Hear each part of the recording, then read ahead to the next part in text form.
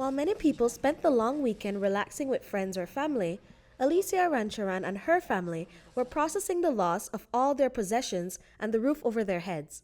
In just a matter of hours, the place they had called home for the past 5 years was consumed by a fire that erupted late Wednesday evening. Rancharan said that she was not at home at the time of the fire due to a recent death in the family and got the call while at the repast. After they had a repast, I went by, sat down with my family, my friends. While we were sitting down, uh, someone called my mom, stated that, hey, Alicia's house is on fire. Someone who was at the funeral with us offered me a ride home. Upon reaching to the home, where I call home, I saw my house completely engulfed in fire. Uh, I was just panicking. I did not know what to do. I started crying.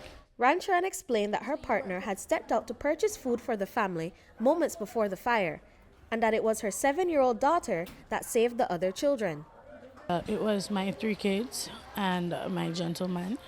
However, he had completed a day's work, so he decided to step out to go and get something for them to eat that night.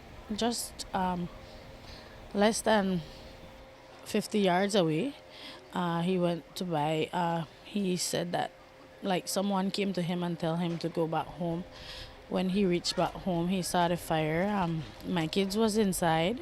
My 7-year-old girl, my 4-year-old son, and my other baby girl, who's 1 year old.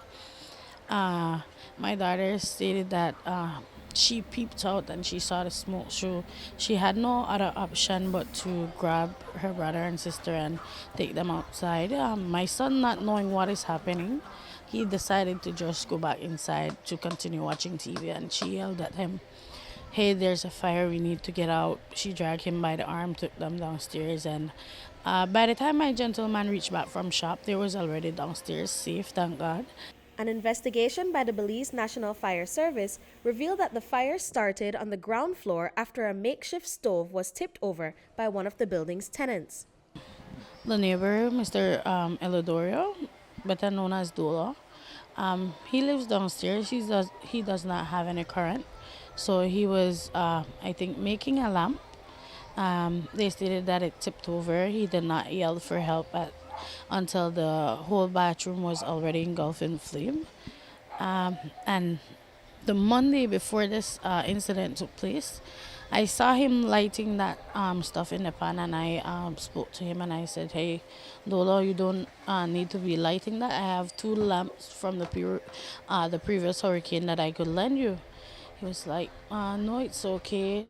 She said that she is grateful that her family all escaped the fire safely. However, as all their possessions were lost to the flames, they are struggling to get back on their feet and are in need of assistance to do so. This took me over. Never thought that this would be me.